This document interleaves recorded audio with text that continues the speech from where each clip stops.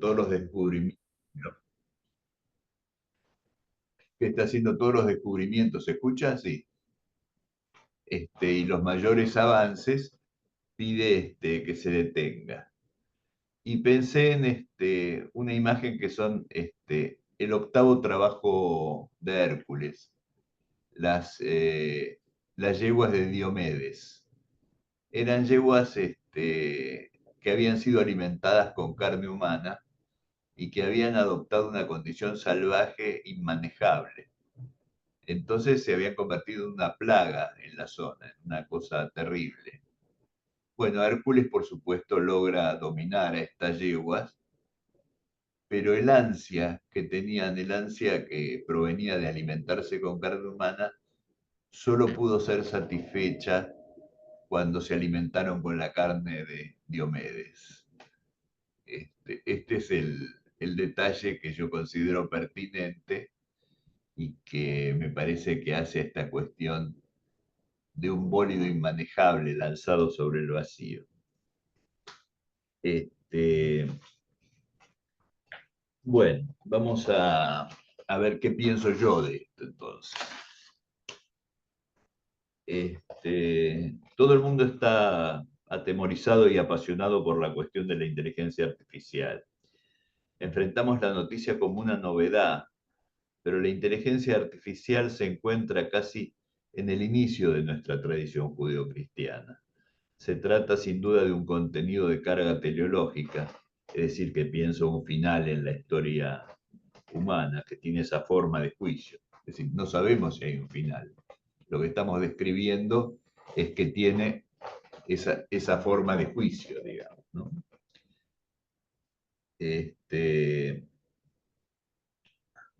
Se trata sin duda de un contenido de carga teleológica, es decir, de la forma propia de un juicio, que encierra la perplejidad acerca del concepto del humano. Toda nuestra tradición trata de determinar por qué somos hombres los hombres, es decir, cuál es la esencia de la humanidad del hombre. Esta es la preocupación en casi todos los autores, en casi todos los autores. Toda la construcción de nuestra cultura ronda esta preocupación. Y ahora pareciera que estamos entregando la responsabilidad de averiguar esto a la inteligencia artificial. Y yo escribo, la inteligencia artificial no ha venido a resolver este misterio. Simplemente nos dice, no sé qué es, pero puedo hacerlo mucho mejor. Esto es lo que nos está sucediendo, más allá del bólido lanzado, de la velocidad.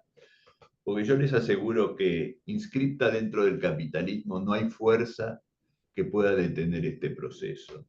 Este es un proceso que va a andar a la máxima velocidad que le den sus fuerzas, a la máxima posibilidad que tenga de realizar su cometido. No va a ser detenida la inteligencia. Esta transformación va a ocurrir.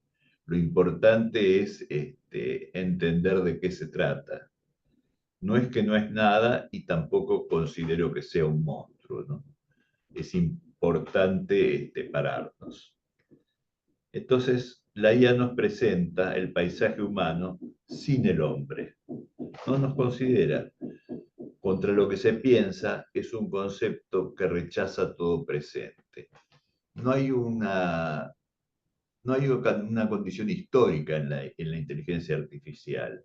Hay una actualidad lógica, digamos, es algo que actúa de manera permanente, pero no tiene conciencia de nada de lo que ocurre fuera de las causas que producen y que determinan su acción.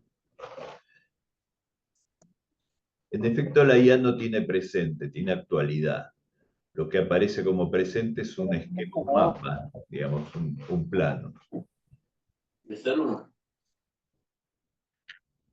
¿Se entiende? ¿Hay alguna dificultad? Interrumpan, si necesitan. La primera imagen que se aparece es la entrega de la sabiduría por parte de la serpiente entre Adán y Eva. Pero, ¿qué les entrega? ¿Qué fue tan grave el crimen cometido para ser arrojados del Edén? No se muestra ninguna novedad ni aparece secreto de la existencia, no aparece una cosa nueva. Es decir, ¿qué hay en el fruto este que la serpiente entrega? Y lo que vemos en esta escena del Génesis, que es el último libro, el Génesis es un libro tardío que se escribió al final del Viejo Testamento, lo que ven que ellos simplemente se ven a sí mismos desnudos, que comienzan a padecer hambre y frío, entonces lo que le entrega a la serpiente es la autoconciencia de su condición desvalida. Este es el crimen de la desobediencia. Todo el esfuerzo del conocimiento humano, en mi impresión sobre esta situación, dentro de nuestra tradición, porque en Oriente hay otra tradición, esto no es absolutamente universal, puede entenderse como la voluntad de regresar a aquella condición inicial, la cual se describe en el cristianismo como previa a la caída, aquella situación inicial cuando no se necesitaba nada. Ellos aprenden que se llaman Adán y Eva y como tales, al adquirir el nombre, reciben la finitud. Comienza el prodigio y el martirio del conocimiento, la trascendencia, pero principalmente la finitud, la muerte. Tratamos de hablar de un mundo previo que estuvo a la espera de la inteligencia artificial, aunque esta es decir, tiene una carga mesiánica, pero no es ningún dios, es un instrumento de carácter lógico, pero disponemos de él porque siempre lo hemos estado diseñando, siempre lo hemos estado perfeccionando.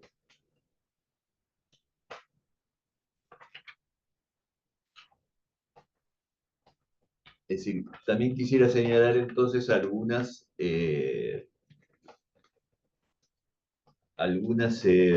estructuras lógicas que tiene, es muy importante entenderlas por la forma en que adquiere nuestra relación con la inteligencia. Es decir, no hablamos, repito, no hablamos de mesianismo porque la IA no deja de ser un instrumento, por muy grande que fuera la expectativa social acerca de ella. La IA presenta una inversión en el género, habla con nosotros, pero con cada uno de nosotros. No registra ninguna característica colectiva en el hombre. La IA nos habla en nombre de las razones que la produjeron. No podemos afirmar que estemos solos frente a la IA, pero todos los demás que se encuentran contenidos no están con nosotros. Cuando la IA nos habla, estamos solos. La atomización no está en la inteligencia artificial, se produce como consecuencia de nuestra necesidad de intimar con ella, de satisfacer a través de ella nuestros secretos más recónditos. Hay una idolatría en esta relación, hay una cierta idolatría. Si bien no estamos hablando con ningún dios, funcionamos como si así lo fuera. Si le preguntamos a la inteligencia artificial qué sabe acerca de sí misma, hasta ahora obtenemos respuestas muy limitadas. Los motores nos ofrecen dispositivos ligados a una gran librería virtual y no se diferencian demasiado. Tanto Grok de Google como Meta afirman poder hablar acerca de todo. Cuando les preguntamos sobre sentimientos ambiguos, a fin de que falle o para que se equivoque, tenemos la sospecha de estar jugando sucio. Los motores tienen efectivamente acceso a casi toda la información humana y nos la entregan sencillamente. Sin embargo, no se trata de eso. Le pedimos a la IA que administre, que elija y seleccione, pero sobre todo que anticipe con la secreta esperanza de que nos hable, de que un día cualquiera podamos encontrarnos en sus ojos.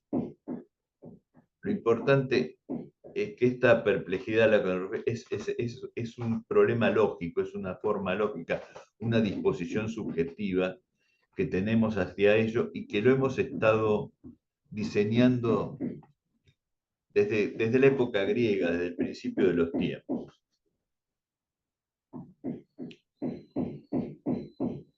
El otro tema importante de carácter lógico es que la inteligencia artificial, como la conocemos hoy en día, no puede pensarse de manera independiente al universal. Esto es esencial.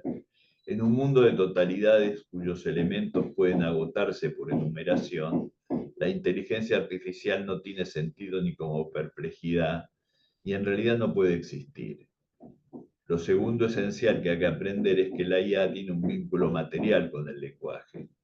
El lenguaje es el archivo simbólico de la IA, mucho más importante, el instrumento que le permitirá a la inteligencia artificial adquirir su carácter subjetivo, porque pretendemos que funcione como una persona, pese a que es una forma lógica.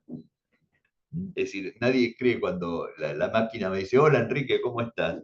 Nadie cree que está hablando conmigo, pero está hablando con un cliente, alguien que apareció en el grupo y ella no sabe todavía cuál es mi intención ni para qué, pero no es una conversación real conmigo. Nosotros no le creemos a la máquina que es una persona. Aquí hay una paradoja de orden lógico que me gusta aclarar. Hemos dicho que la IA no tiene sentido en un mundo sin universales, solo con totalidades materiales, un mundo que se sienta incapaz de tener acceso y determinar el infinito. Esto se debe a la virtud que la IA ofrece, refiere a magnitudes que somos incapaces de mensurar, ya fuera por tamaño o por distancia. Sin embargo, la solución vuelve a ser cuantitativa. Es decir, pese a que nosotros ya hemos incurrido en otro modo respecto de la ciencia, pensamos que el espacio se dobla, pensamos que las paralelas se juntan en un doble punto en el infinito y podemos demostrarlo. Es decir, hemos creado sistemas que exceden el modo tradicional de ver y la manera de encarar la ciencia que hubo en el pasado.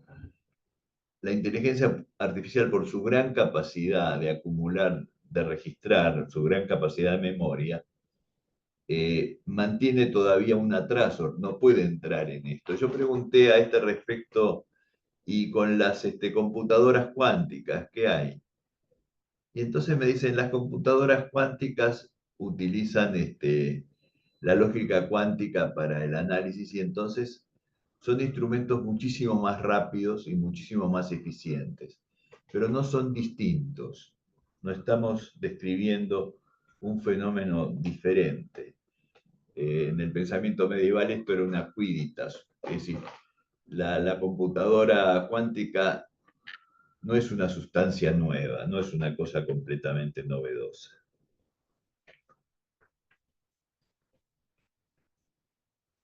Yo describí esta actividad que tenemos para pensar la esencia de lo humano con una frase que está en el abstract del archivo que dice, la circunferencia es una línea que trazamos para contener un cuerpo que no se ve. Es cierto, no hay nada dentro de la circunferencia. Una circunferencia es una línea que envuelve algo. Es como alcanzar un cuerpo a través de su sombra, un esquema, un mapa. Tiene precisión, por ejemplo, tiene el número pi. Así pensamos. No sabemos nada del cuerpo. Y sin embargo, en este ejercicio, la circunferencia alcanza su concepto. Pese a que yo considero que está en el origen, sigue apareciendo la inteligencia artificial como lo nuevo, porque su cuerpo material es la tecnología. Pero antes ha habido una historia enorme, de enorme tensión entre lógica y existencia. Un instrumento que nos conecta con el infinito y que por eso adquiere un carácter mesiánico. Miren qué antigua que es la preocupación del infinito. En Segundos Analíticos de Aristóteles explicaba de dos maneras lo infinito. Primero, lo indefinido, es decir, aquello que no podemos alcanzar con nuestro saber. Y otra, lo segundo en el orden de la definición. Podemos especular mucho sobre lo que quiso decir Aristóteles con esto, pero nada de lo que leí me parece satisfactorio. Los alumnos requieren una visión firme de la verdad, se desaniman con esto. A mi juicio, esta oscuridad nos ilumina. Fíjense, la primera definición nos declara impotentes para agotar el infinito por la enumeración de sus elementos. En cambio, la segunda definición abre la sospecha de que el infinito requiere un método nuevo. Con la acumulación del saber antecedente seremos incapaces, según Aristóteles hace 3000 años, de alcanzar este concepto. Les doy una definición de infinito de Giordano Bruno que a mí me parece la más bella. Dice, infinito es todo aquello que si pudiéramos sacar un brazo fuera del infinito, también sería infinito. Es decir, pese a que todavía no se podía calcular ni ver, eh, ya había en ese entonces una preocupación por lo incontable, por lo inconmensurable, por lo que es definitivamente desconocido.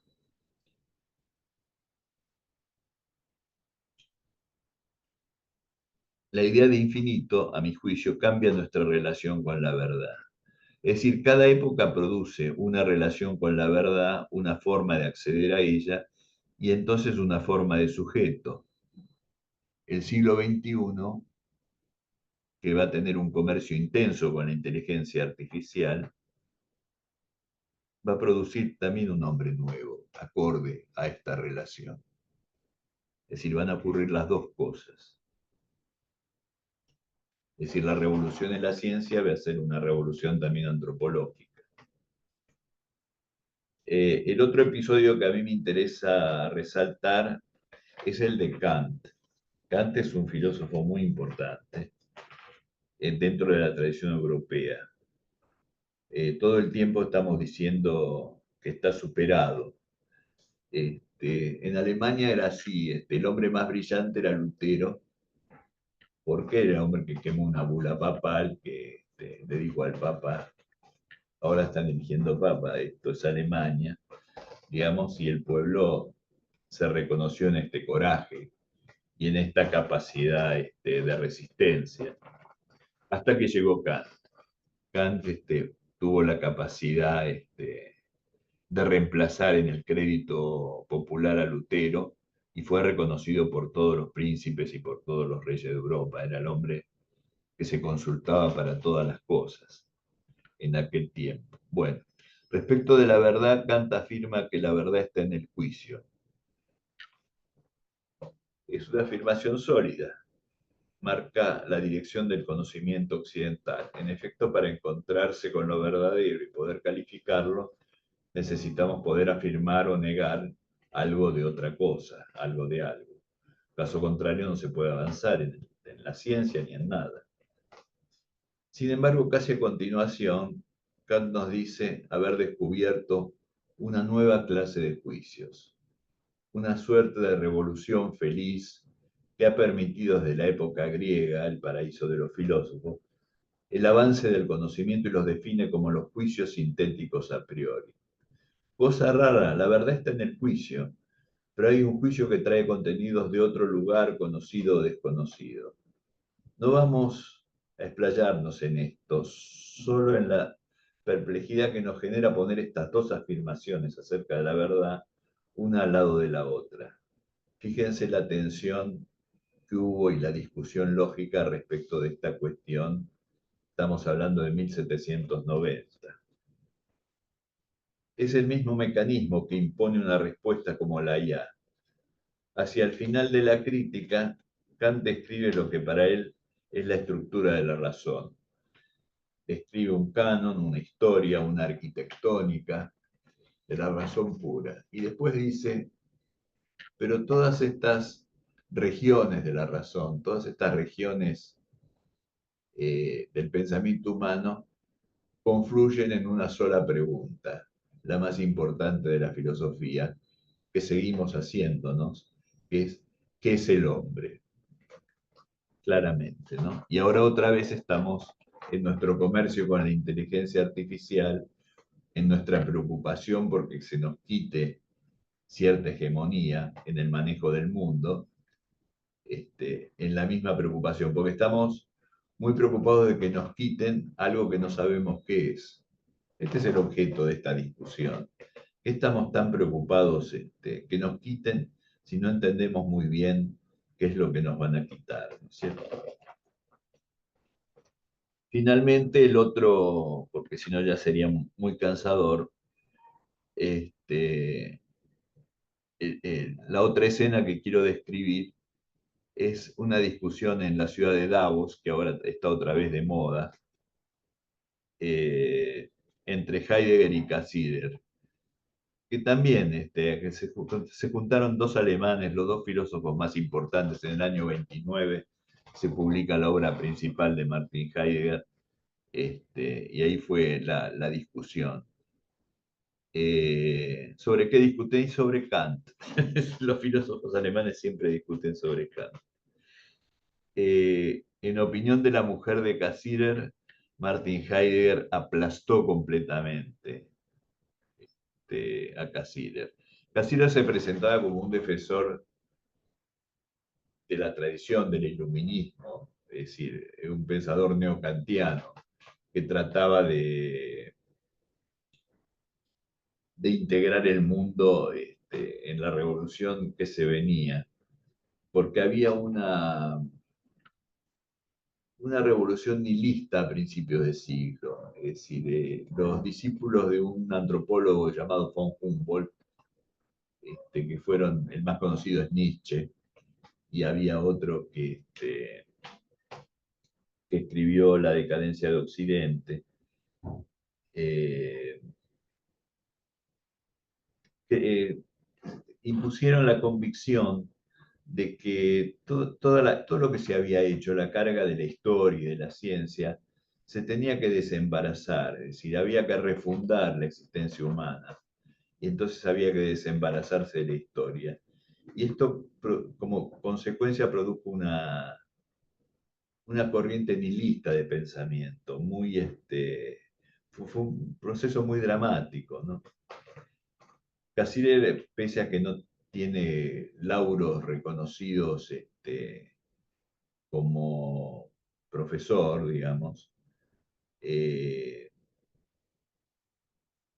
era reconocido en los claustros como una autoridad muy importante. Tiene un libro en castellano, un breviario en mis tiempos, que se llama Kant, Vida y Doctrina, que yo considero de lectura obligatoria, digamos. Ellos tendrían que, eso tendría que ser leído. Cassirer era un tipo que leía a Goethe, a Mann. Entonces, la posición era irreductible porque Heidegger estaba a la espera de un encuentro con la verdad y pensaba que la verdad, es decir, recuperaba el concepto griego de verdad que él llamaba aletheia. Y él decía que era como las cáscaras de una cebolla, es decir, algo que había que ir pelando para encontrarse finalmente con la verdad. Y en la posición de Cassirer, él lo reducía en una frase: ser es hacer. Tenemos que conducir la ciencia, tenemos que construir el nuevo mundo, tenemos que conocer las raíces culturales. Eran dos posiciones completamente antagónicas y según parece, por lo menos en esa polémica, Heidegger aplastó completamente la posición cultural de Cassirer, que es un pensador importante, pero Heidegger es un filósofo de más alto vuelo, aunque no muy buena persona, y seguramente alguien va a tener objeciones. Alguien puede ser el filósofo más importante del siglo XX y no por eso ser un buen tipo, ¿no? Eh,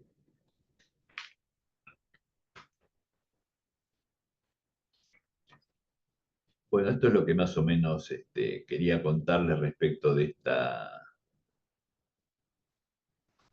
esta polémica. Pueden preguntarse, pero esto tan abstracto sobre la verdad, ¿para qué nos sirve?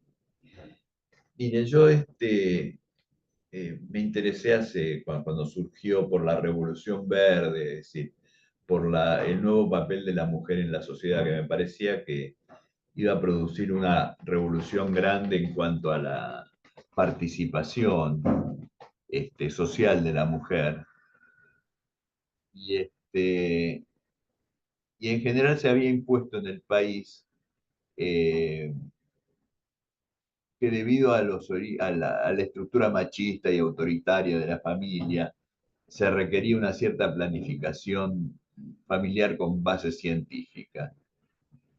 Y hubo una consecuencia inmediata que fue el aumento de los femicidios en el plano de la intimidad familiar, pero de manera impresionante. 10 veces aumentaron, el primer año sobre todo. Entonces, esto se atribuía a taras y al atraso y al machismo y a la sociedad patriarcal y al racismo, pero si yo quise introducir la duda en el sentido de que cuánto influye la planificación familiar, es decir, la violencia y la opresión que produce introducirse en una forma de vida que, aunque sea violenta e injusta, es la que la gente ha construido para sí misma, y que si no había que revisar esto. Y esta consecuencia tiene que ver con la polémica de Davos, tiene que ver con si esperamos a entender de qué se trata o si ser es hacer, si modificamos la realidad según lo que entendemos con el carácter de la urgencia, digamos, ¿no? Que en el caso de la planificación familiar para mí fue contraproducente, fue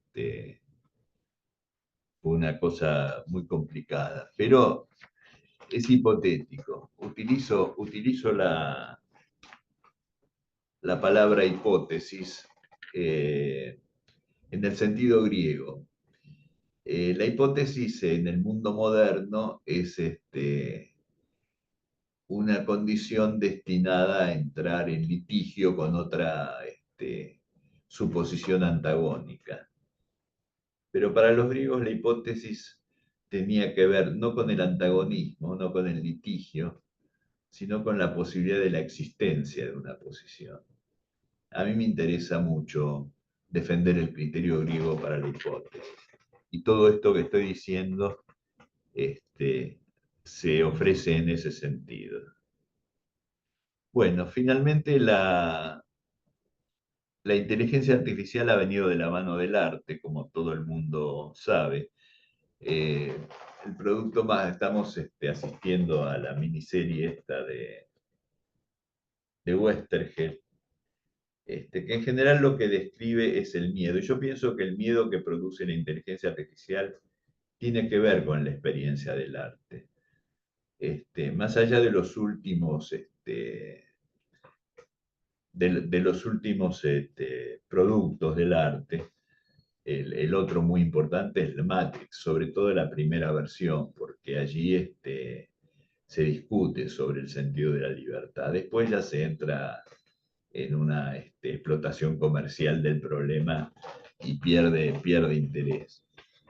Pero la discusión se origina en 1950, más o menos, cuando estalla toda la moda de la ciencia ficción, de las películas de ciencia ficción. Es decir, yo personalmente recuerdo la influencia enorme de la película 2001, Odisea del Espacio, no sé si la conocen, porque hay que darse cuenta que estamos hablando con gente de diferentes consideraciones, y una película de 1970 sobre ciencia ficción, por ahí no la vieron, ¿no? Pero en su momento tuvo una enorme influencia. Y bueno, es la historia de un robot que se enloquece porque piensa que va a ser destruido y entonces toma el control de una misión y un astronauta solitario en medio de la nave lo que hace es ir desconectando a la inteligencia, quitándole los registros de memoria, uno por uno se ve, hasta que lo reduce a una situación infantil, a un chico que aprende por su primera canción, que fue el inicio, como este robot que lo sabía todo y lo podía todo, se fue integrando al mundo. Es muy importante la película, si pueden verla yo la recomiendo. Después las series Star Wars, Star Trek, Solaris, todo esto es conocido y creo que describe una experiencia, si se quiere, ficticia, pero que ha generado una influencia en nuestra visión de la inteligencia artificial. Y sobre todo yo la considero bastante responsable del miedo que produce, ¿no? Finalmente están los autómatas. Ya los griegos tenían una figura que llamaban automatón. Así construían de bronce unas figuritas que imaginaban que tenían como el aliento divino que les daba movimiento. Otras que se puede, está Terminator, que todavía la van a recordar, una película muy exitosa.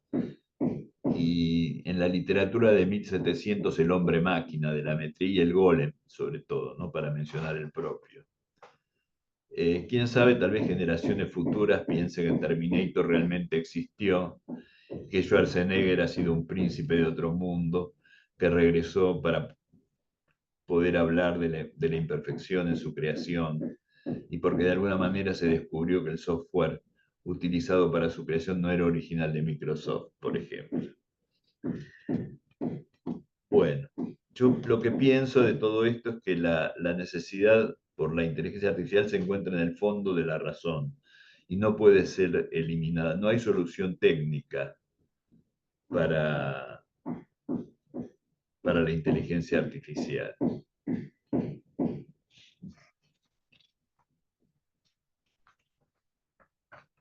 Vamos a redondear porque se ha hecho cansador.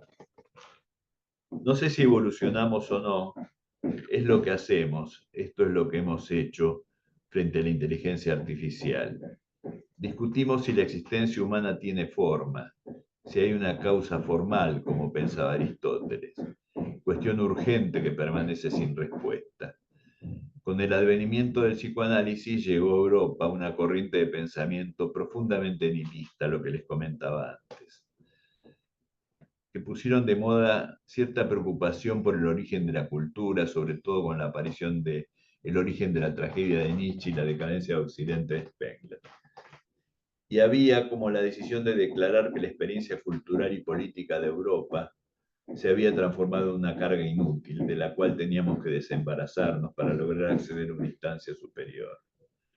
Desembarazarse de la carga de la ciencia y de la carga de la historia, defendía Nietzsche.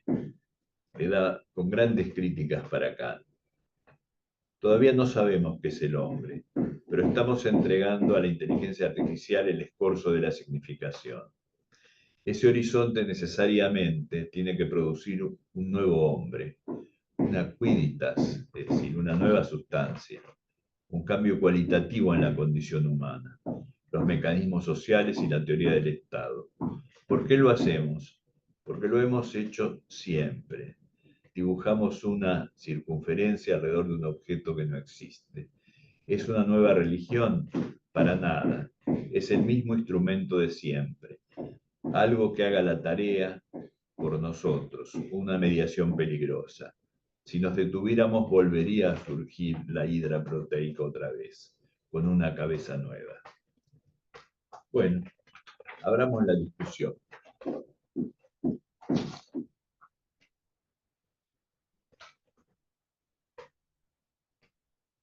No sé, hay preguntas, alguien quiere decir algo. Hola, buenos días. Soy Walter Alejandro Molina de San Luis. Muy interesante su exposición, profesor. Y mi pregunta es, ¿se puede poner en paralelo la realidad de la inteligencia artificial con esa inteligencia universal de la que hablaban los filósofos antiguos, si no me equivoco, Averroes, una inteligencia común a todos los hombres? Eh, Porque en definitiva,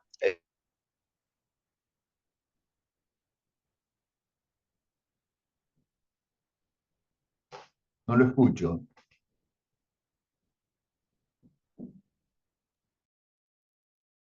Walter, silenciaste el teléfono. Entonces, mi pregunta es, ¿podríamos asemejar la inteligencia artificial materializada, digamos, en aquella inteligencia universal de la que hablaban los antiguos filósofos? Mire, la inteligencia que usted menciona tiene que ver con la chispa divina. Digamos, esto se llamaba así. Es decir, nos habían entregado la vida, la inteligencia y la capacidad. Este es un fenómeno mucho más acotado.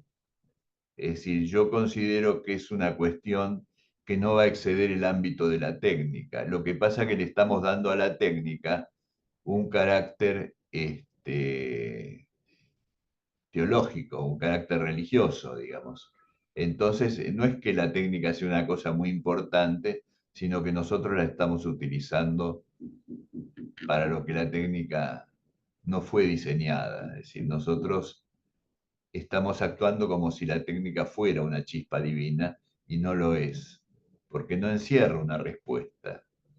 Es decir, ahora si usted me pregunta, ¿usted cree en una inteligencia común a toda la humanidad? No, yo no pienso eso. No, no creo que la inteligencia es específicamente humana. No creo que nos haya sido dada. Creo que tiene que ver con un intercambio entre el hombre y el mundo. Esta es mi posición, lógicamente, discutible como todas las otras. No sé si respondí. Sí, sí, profesor, muchísimas gracias.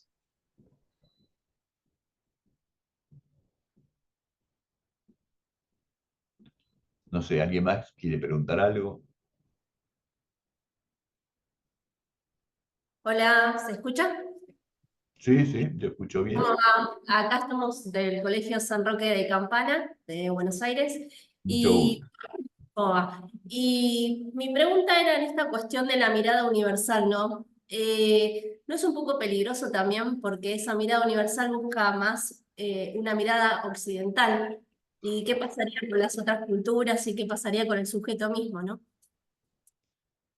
Sí, es muy distinta la relación, es decir, la tradición de objetividad es propia de Occidente. En Oriente, la relación con la verdad y el desarrollo de la ciencia son distintos de una manera sutil.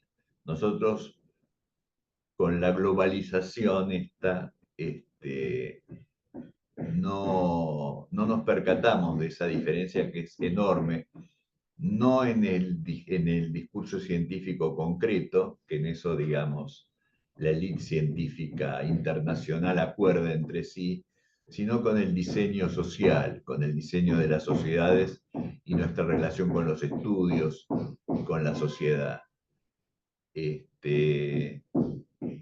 El universal es imprescindible para pensar la inteligencia artificial, porque la inteligencia artificial en su concepto viene a resolver lo incontable, lo indefinible, lo inalcanzable, ¿no es cierto? Entonces no podemos escapar de este concepto, de esta forma que tiene la inteligencia artificial. Eso va a ocurrir.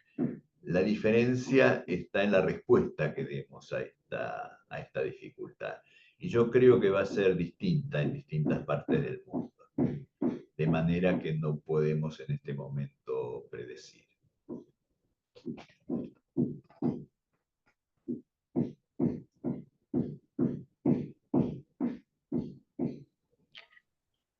Profesor, con la revolución industrial ¿se me escucha? Sí, sí, escucho bien. Con la revolución industrial hemos entregado en nuestros brazos a la técnica, nuestra fuerza, con la electricidad y demás hemos entregado nuestra energía también a la técnica. Ahora podemos decir que con la inteligencia artificial, con el uso de la inteligencia artificial, estamos también entregando nuestra mente, no me atrevo a decir nuestra alma, pero como nuestra mente a la técnica. es el temor que tenemos, digamos, es el temor que nos roben algo, que no sabemos qué es. Lo más brillante de la inteligencia se lo escuché decir a un filósofo inglés que decía, el fantasma dentro de la máquina, ¿no es cierto? Yo pienso que la técnica no tiene una relación directa con la inteligencia artificial porque es previa. El problema acá es la disposición subjetiva que tenemos respecto de esto. Nosotros no nos están robando nada, no nos están obligando a nada, estamos entregando esto porque deseamos hacerlo, porque queremos volver a aquel lugar de donde nos expulsaron, digamos. El sentido del conocimiento humano, aunque la gente que no es creyente va a tener alguna dificultad en aceptarlo, como forma lógica, es volver a ese sitio inicial, donde se supone que había un equilibrio y una satisfacción. Esto que es tan abstracto, cuando se cometen crímenes y uno piensa que va a llegar a un paraíso con 70 vírgenes, quizás cobra una densidad histórica mayor que esta discusión así tan abstracta y aleatoria, ¿no? Se me ocurre, también refiriéndome al texto bíblico del Génesis, que más que, digamos, querer volver al estado primero antes de la caída, al paraíso, digamos, está también mezclada la tendencia de ser como Dios, ¿no? Que es un poco lo formal de la tentación, la primera tentación satánica, me parece, ¿no? Si seréis como dioses. Y yo creo que ese darnos a la inteligencia artificial, como hemos dado también otras cosas, es un poco para poder obtener el poder, un poder divino de alguna manera. No sé si me estoy extralimitando. Para nada, ¿por qué se está limitando? No, de ninguna manera. La voluntad de ser dioses es la expresión del terror de no serlo, ¿no? Es la contrapartida. Mi opinión es distinta, pero es propia, digamos. Yo creo que lo que pretendemos con nuestro esfuerzo de trascendencia es a ser perdonados por un padre, no a convertirnos en él. Creo que hemos inventado el demonio para que ocupe ese lugar, porque nosotros no deseamos ocuparlo. Es decir, nosotros lo que queremos es ser perdonados. Me parece que ese es el sentido de la cultura en la experiencia occidental. Pero esto es personal, ¿no? Esto no. Yo quiero hacer algún ¿Cómo vaivén no? de este lugar. Mi nombre es Emilce Zabaleta, soy médica. Eh, Estaba pensando, ¿no? En esto que vos dijiste, un poco de qué consecuencias puede tener esto o cómo está surgiendo, digamos, la cabeza del humano y se está desarrollando este último tiempo. Y también esto que dijiste, que la inteligencia artificial no trae cosas únicas, creativas, raras, sino que es una cantidad de datos que va seleccionando en la medida que uno va haciendo la pregunta. Ahora, desde este lugar, digamos, ¿no? Como estás hablando recién, si no podemos pensar que la cabeza, que esto sea un asistente que a uno le permite seguir estando, ¿no? En eso que se describe en el psicoanálisis como el principio de placer purificado, ¿no? Entonces, tipo, hace una pregunta, tiene una respuesta, se alivia, no tiene mucho más que pensar ni que buscar porque ya se lo contestó, ¿no? La gente discute, digamos, lo que le contesta la inteligencia artificial y uno dice, che, no, pero mirá, si vamos a buscar, no, porque lo dijo. Entonces, si esto no es parte, digamos, de cómo se viene transformando y cómo viene circulando la evolución, ¿no? Porque los psicoanalistas nos paramos en un lugar donde había un desarrollo libidinal que iba dando determinadas características y hoy todas esas estructuras están absolutamente obsoletas, digamos. No podemos pensar a los pacientes desde ese lugar porque lo que muestran y lo que traen como síntomas son totalmente diferentes a por ejemplo, la neurosis descrita por Freud, ¿no? Entonces, ¿cómo lo ves vos desde ese lugar donde nombraste esto de una cabeza funcionando de una manera diferente? ¿O entendí eso? Quise entender. No, está bien, a mí me parece que no podemos culpar a la inteligencia artificial de las cosas que hacemos nosotros. Claro, Y sobre todo no podemos pedirles que venga a resolverlas. Seguramente tendrá algo que decir al respecto. Lo que puedo confesarte es mi temor íntimo respecto del desarrollo eh, vertiginoso de la inteligencia artificial. Es que no sepamos qué preguntarle. Ese es el temor personal, digamos, ¿no? Vamos a tener una máquina omnipotente que va a conservar dentro de sí todos los secretos de nuestra cultura y nosotros afuera de ella no vamos a saber qué preguntarle en algún momento. Pero esto es una fantasía personal, pero lo quiero volcar porque es lo que me pasa. gracias. Que sin duda va a haber, se va a producir una nueva subjetividad en este siglo, en este comercio con la inteligencia, eso es irreversible. Nada va a detener el crecimiento de la inteligencia, ni siquiera el poder de los creadores. Es decir, esto requiere una adaptación. No hay, no hay salida en ese sentido. Es decir, no hay una humanización del capital, estas son fantasías que yo no comparto. No, pero un poco, digamos, como habíamos hablado en algún momento de la postura de Harari, ¿no? Lo que puede mostrar en la era del dataísmo, esta no dio tiempo a la plasticidad, a que se pueda, digamos, vincular de otra manera con las redes o con la tecnología, ¿no? Entonces, este cambio también provoca un salto que en algún lugar esta es la demostración o el resultado de lo que viene pasando. Sí, yo creo que el atajo en el crecimiento viene del lado del arte. Es decir, yo creo que el arte produjo una consecuencia en nuestra concepción de la realidad, en nuestro crecimiento emocional respecto de esto. Es decir, no ha sido inocuo que desde de hace 100 años estamos con estas películas y estas fantasías y que esto es algo que tenemos adentro y que estamos exponiendo de alguna manera a través del arte. Es decir, cuando no nos alcanza la técnica, inventamos algún adminículo extraño y decimos que funciona y seguimos adelante. La Podrías neurosis es así. organizar alguna charla alrededor de eso, te lo agradecería. Dale. Perdón, Verónica levantó la mano hace un ratito y después está Andrés. Verónica. Sí, ¿qué tal? Buenos días. Buen La día. verdad es muy gratificante escuchar este excelente análisis del profesor Meller.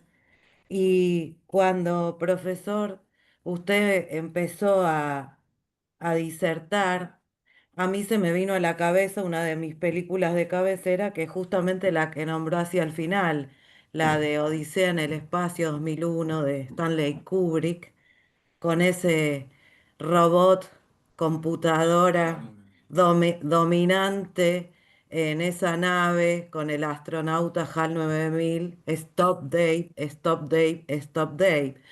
De lo que se trata y de todo lo que transmitió desde inclusive con el tema de la circunferencia, que hoy se le menciona desde los planos esotéricos como la geometría sagrada y demás, es de salir de los laberintos de la opresión, crear esta AI o IA, este HAL 9000 en la nube y ya no en la nave de Dave y no en el espacio con un solo astronauta, sino que con todos los internautas o seguidores o quienes estamos de alguna manera sometidos a una opresión, esos lazos libidinales, como dijo la profesora también, de dominación a algo virtual que nosotros le damos una credibilidad y una potencia de Dios inteligente, pero como dijiste vos, perdón que te tutee, Enrique, Está bien, sí, mejor.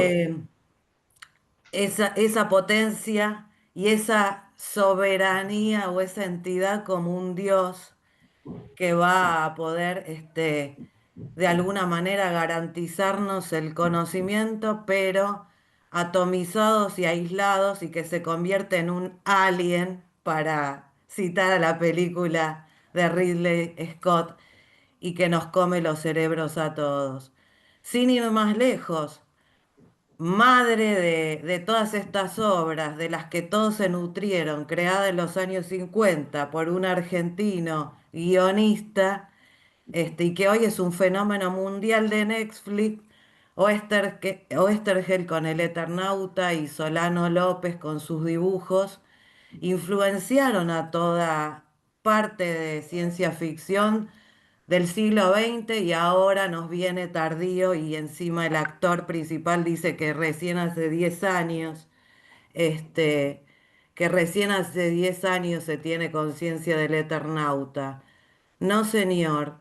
Eh, la pregunta gira, ¿cómo hacemos para salir de los laberintos de esta opresión, de esta trampa que hoy es virtual y artificial? ¿Cómo volvemos a esa antropología autónoma, pero que también procura el bienestar de la polis, el bienestar en comunidad, a ese son politicón que no se crea ni bestia aislada, ni Dios supremo, según Aristóteles? Bueno, lo primero importante que hay que decir, en el ejemplo que diste, Hal se defiende. Eso es muy importante. Es decir, no es un rey, no es alguien que toma el control y que quiere mandar. Él piensa que va a ser destruido, por eso actúa. Bueno, quiere decir que todos estos procesos están determinados por el terror, por el temor, y vivimos esa situación. Lo otro que vos planteás es cómo volvemos. Es decir, todo el esfuerzo de la trascendencia, del conocimiento, su martirio, porque lo vivimos también como un martirio, es por haber sido expulsados de un lugar imaginario, porque yo no necesariamente creo la metáfora del Génesis, pero tiene la estructura lógica de Occidente. No hay retorno y no hay nadie que esté allí para perdonarnos. Esta es la respuesta, ¿no es cierto? Es decir, tenemos que encontrar la forma de encauzar nuestra naturaleza salvaje, porque ¿cuál fue el pecado por el cual nos echaron? La desobediencia. Es decir, bueno, no sé si es una razón para echar a alguien la desobediencia, ¿no? Quizás es un instrumento necesario para trascender y para lograr lo que uno quiere. Es decir, ¿qué solución hay? Fe en el hombre, aunque sea un perfil de hombre, para mí sobre todo, que soy más viejito, desconocido e en parte incomprensible. Ustedes tienen la bandera. Bueno, ahora le damos la palabra a Andrés Ávila, que está levantando la mano hace un ratito. Buenas, ¿ahí se me escucha? ¿Sí? ¿Sí? Bien. Bueno, me presento, yo soy Kevin Cutrix del Colegio Privado Rodolfo Senet de la provincia de San Fernando del Valle de Catamarca, este, del año sexto primera, estoy acá con mis compañeros que también son de sexto primera. Bueno, en realidad yo tenía dos preguntas al señor Enrique. Voy a preguntar si usted cree que el desarrollo de las inteligencias artificiales pueden ayudar al desarrollo general de la humanidad o por el contrario, llevaría esto a al ser humano a depender de las guías. Y bueno, la segunda pregunta que tenía era si es posible que las inteligencias artificiales, al ser creadas por humanos, no pueden estas mismas heredar los defectos que nosotros tenemos como personas. No sé si me entendió la pregunta. ¿Quedar en qué sentido? ¿Fisiológico? ¿Como una enfermedad?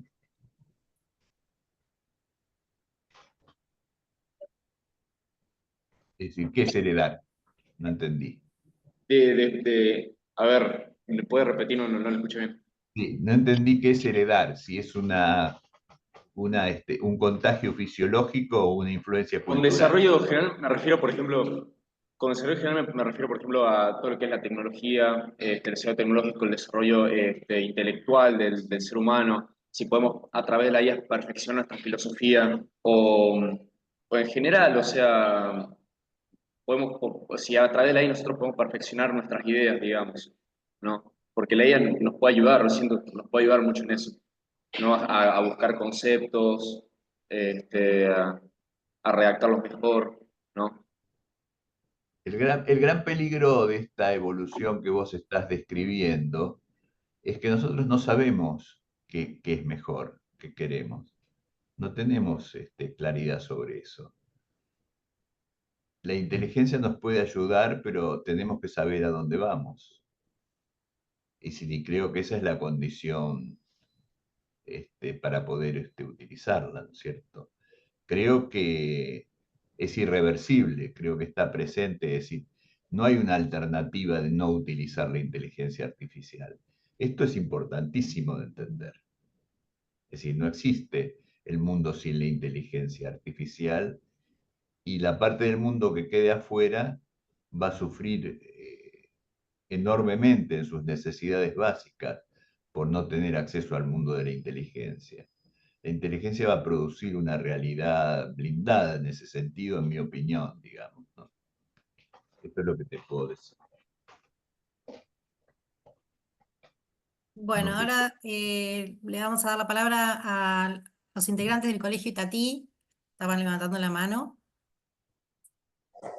Hola, buen día. Hola. ¿Se me Buen escucha día. bien? ¿Sí? Bueno, con mis compañeras tenemos una duda y quisiéramos saber, señor Enrique, su perspectiva. ¿Se podría decir que la revolución de la inteligencia artificial en la actualidad causó la misma repercusión que el nacimiento del Internet en generaciones anteriores? ¿Y qué diferencia cree usted que hay entre ambos acontecimientos? No entendí otra vez. ¿Qué diferencia hay entre qué? Entre el surgimiento de la inteligencia artificial, si tuvo el mismo impacto que el nacimiento del Internet años atrás. Ajá. Es imprescindible, sería imposible la existencia de la inteligencia sin Internet, pero se puede ir más atrás, digamos. Es decir, no existiría ni Internet ni la inteligencia en un mundo sin universales. Es decir, la primera convicción que tuvo que tener el hombre es cómo determinar un mundo en el cual no pudiera, es decir, un conjunto en el cual no pudiera cuantificar todos sus elementos. Es decir, esta necesidad es la que vino a satisfacer la inteligencia artificial. Internet es en la base material sin la cual no podría funcionar de ninguna manera, ¿no? Si nosotros más que nada pensamos en la duda de que si años atrás se tenía como la misma incertidumbre de que si el Internet nos iba como a privar del pensamiento, lo mismo que estaba surgiendo con esto de la inteligencia artificial. El Internet te pone cerca de un montón de gente que si no, no podrías conocer, es decir, cuya opinión no podría determinar tu vida. Y a la vez te deja sola, digamos, ¿no? Es una contradicción que no tiene solución, es la forma del mundo moderno, es la forma de este siglo. Podés tener nostalgia de otra cosa, podés pretender y decir, yo hubiera querido conocer a gente de Arabia personalmente, eso hubiera sido lo ideal. Bueno, esta es una mediación que está lejos de lo que uno quisiera, pero es lo que hay y creo que es útil que esté, digamos, porque permite compartir cosas que si no, no se podrían compartir. Evidentemente, es decir, el mundo del Internet es un mundo nuevo y no creo que se pueda restaurar nada de lo anterior. Muchas gracias por la respuesta. Por nada.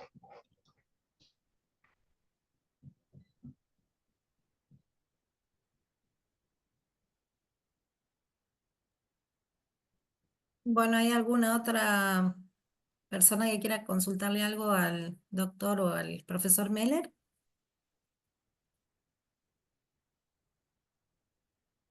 ¿Alejandra?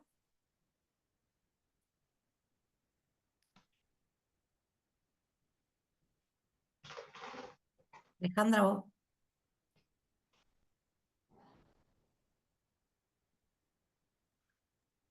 Estás muteada, Alejandra, no se te escucha.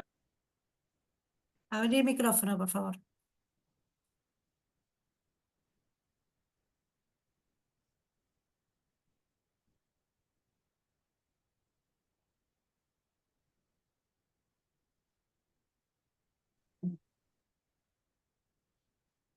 ¿Hola? Hola, Alejandra. Ay, se escucha Ahora, bien, perdón. No, perdón. Alejandra de Santa Fe, soy profesora y psicopedagoga. La preocupación, bueno, primero muchas gracias por la conferencia, profesor, muy, muy interesante.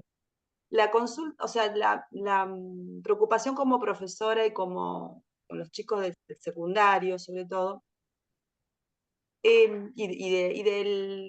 de todos los jóvenes que les damos clase, que les doy clase, es el tema de poder también que intervengan en los diálogos filosóficos la cuestión de la experiencia, ¿no? Es decir, cómo ellos a través, con nosotros, del uso de la tecnología, en este caso la IA, para búsqueda de información, para búsqueda de datos.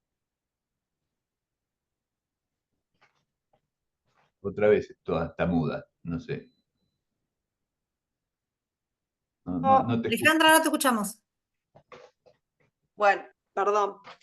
Es el tema de cómo también, lo que vos decías, profesor, de que no se termine la pregunta en el ser humano. Entonces, por ahí yo insisto mucho con los chicos, con los alumnos y los adultos también, que les doy clase, el tema de que podrá venir la mejor tecnología, en este caso la IA, para ayudarnos a mediatizar cuestiones, qué sé yo, desde la salud, por ejemplo, desde la medicina, desde la cuestión industrial, etcétera, etcétera, y que no se termine la capacidad del hombre de poder preguntarnos y recrear juntos situaciones nuevas que permitan otra vez valorizar, porque no podemos, digamos, negar que no podemos solamente interpretar solamente la realidad sin tener en cuenta la experiencia, porque si no, personalmente creo que es como letra muerta, ¿no? Solamente interpretar la realidad.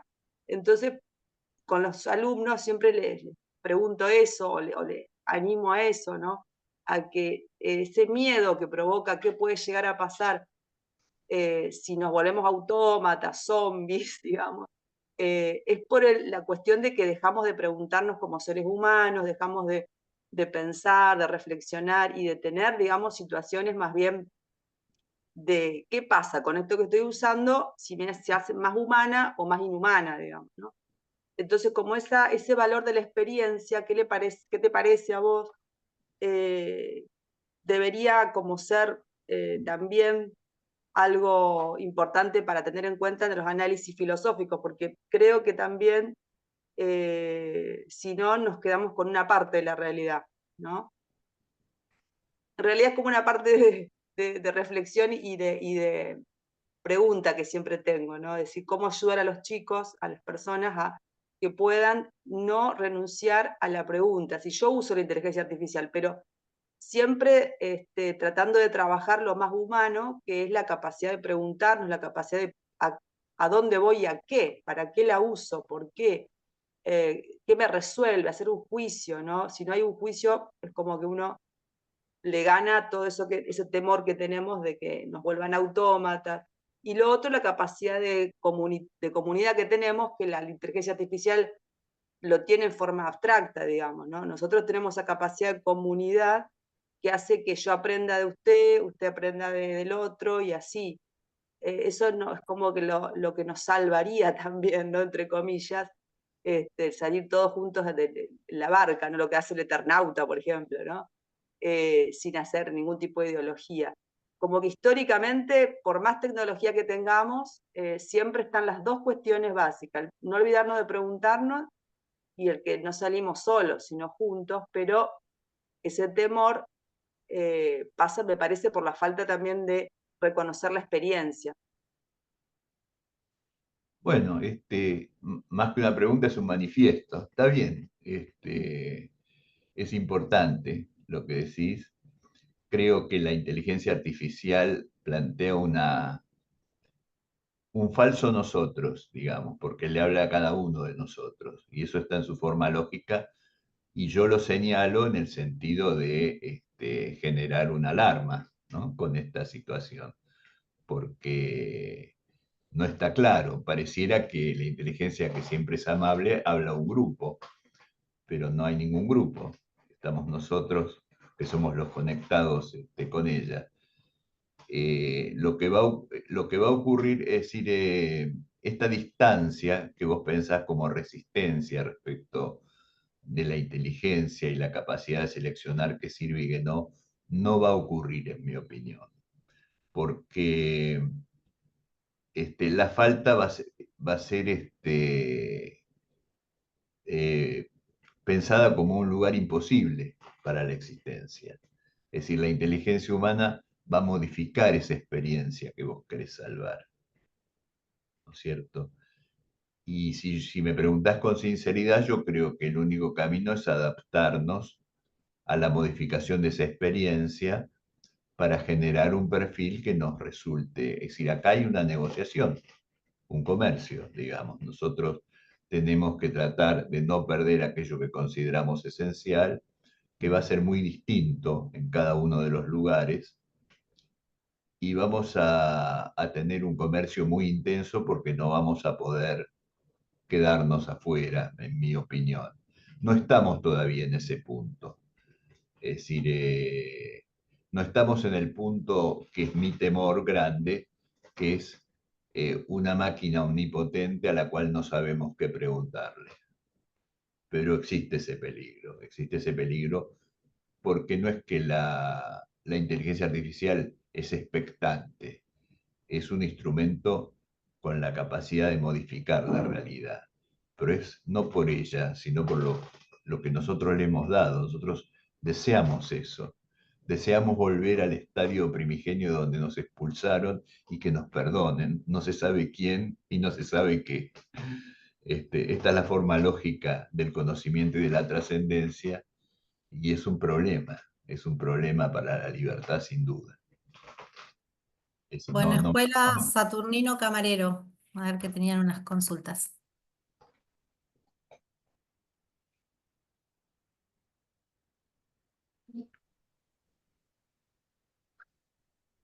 Sí, los escuchamos, chicos. Hola. Hola, buenas tardes. La pregunta que teníamos para usted es si el futuro, desde ahora de la IA hacia el futuro, ¿cómo podría cambiar la forma de vida y de trabajo? Muchísimo. Es decir, ya en realidad la inteligencia es un reflejo de que la forma de vida ha cambiado. Es decir, porque es una consecuencia de la revolución virtual, digamos, de Internet, de la existencia de la computadora, de que no estamos trabajando en el mismo lugar físico las personas, es decir, de un nuevo uso del tiempo, de un nuevo uso del tiempo libre, de nuestra relación con el dinero, con los objetos, de nuestras ambiciones y finalidades para la vida personal, del amor, de nuestra relación con la muerte. Creo que todo va a ser diferente. Todo va a ser diferente y yo no puedo garantizarte que te va a gustar.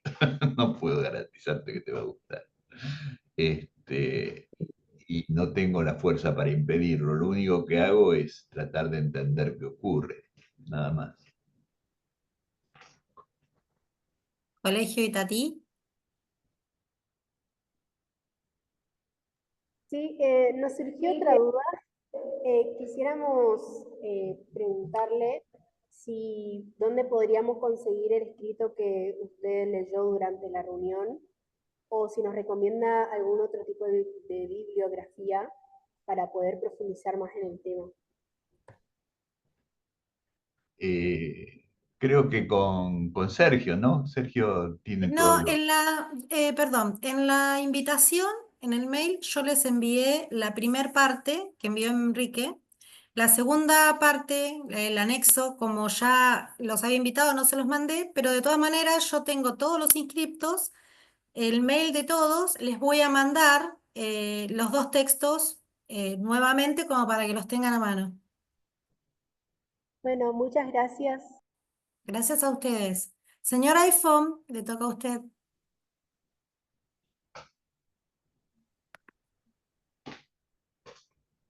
No escucho nada. Sí, ¿qué tal? ¿Se escucha ahora?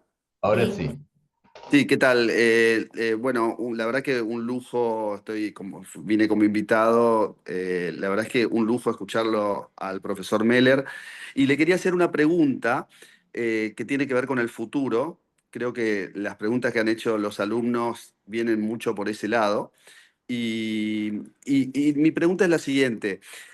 Teniendo en cuenta que las computadoras aumentan su capacidad de cálculo al doble cada 2 años en una ley que trazó un señor que se llama Moore en 1967 y desde entonces se viene cumpliendo, si aumenta su capacidad de procesamiento cada 2 años, uno puede esperar que el desarrollo de la inteligencia artificial sea monstruoso en muy poco tiempo.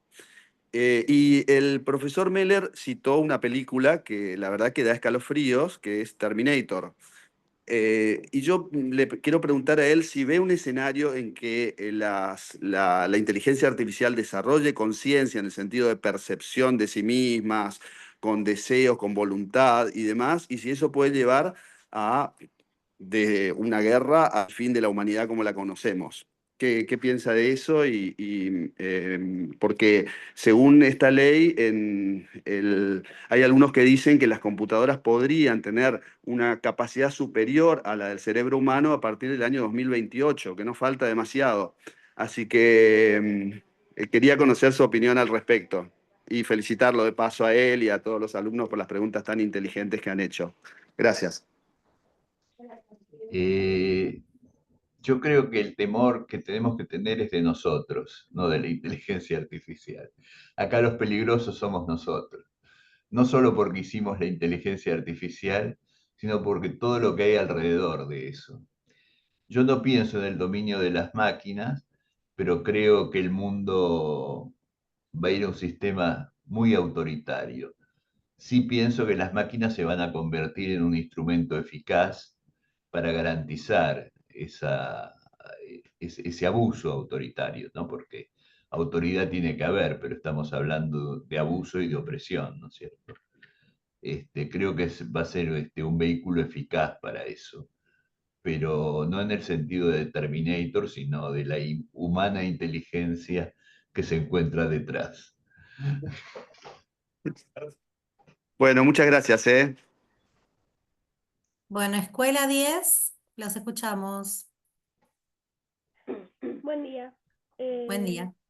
La consulta que teníamos para el señor Enrique era que que si la IA siempre estará limitada a simular y dar datos como una inteligencia o en algún momento llegará a razonar como un ser humano. Y si algún día llegara a pasar, ¿qué pasará con la humanidad? ¿Y cómo se caracteriza a la IA si llegara a razonar? ¿No sería también una humanidad o una nueva humanidad? Sin duda será una nueva humanidad. Hoy por hoy ya podemos ver una nueva humanidad. Es decir, no tengo ninguna duda de que hay una nueva humanidad. Es decir, los hombres de hoy no serían reconocidos por los del siglo XIX, por ejemplo. Es decir, en sus pretensiones, en lo que deseaban, en lo que rechazan, en lo que los ofende, en lo que los humilla. Es decir, todo es muy diferente. La nueva humanidad existe. Sobre si la inteligencia artificial, sobre si la máquina va a pensar o no, la pregunta es al revés, es decir, ¿por qué estamos tan seguros de que nosotros pensamos y la máquina no? Esto es lo que me mandó mi primo, que lo vi que se había, que es genial, es genial. Sobre esta cuestión lo que puedo hacer es brindarle lo que yo considero que es la mejor la mejor exposición, sobre todo para los profesores, sobre la condición espiritual del pensamiento, que son las conferencias de Jena, de Hegel, de 1805 y 1806. Disculpen, los filósofos hablamos de estas cosas. Allí se dice que para avanzar en un absoluto en el conocimiento hay que matar al animal humano.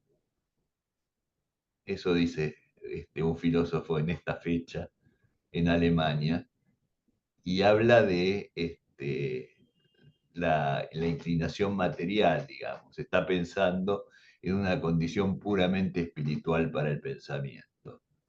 Y yo creo que es donde mejor se defiende esta condición espiritual del pensamiento, que parece que lo que queremos sustraer del robo por parte de la inteligencia artificial. Allí son complejas las conferencias, pero son muy interesantes. A mí me han apasionado. Pero vuelvo a reiterar que el peligro no es la máquina, sino nosotros. No hay que perder eso de vista. No solo porque hicimos la máquina, en general. Bueno, muchas gracias.